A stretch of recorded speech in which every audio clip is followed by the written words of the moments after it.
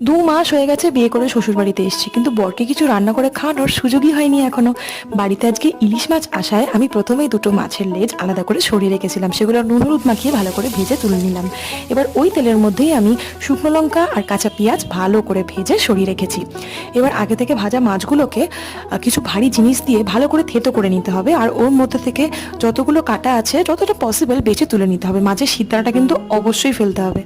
এবার কিছু কাঁচা পেঁয়াজ, ভাজা শুকনো লঙ্কা, নুন দিয়ে আর ইলিশ মাছ ভাজা তেল দিয়ে সবটাকে খুব ভালো করে মাখতে হবে। মাখার ওপরই কিন্তু এই রেসিপিটার টেস্ট নির্ভর করছে। তারপর ওপর থেকে ধনেপাতা কুচি, কাঁচা লঙ্কা কুচি আর লেবুর রস ছড়িয়ে আবারও ভালো করে বেশ কিছুক্ষণ ধরে একটু চটকে মেখে নিতে হবে।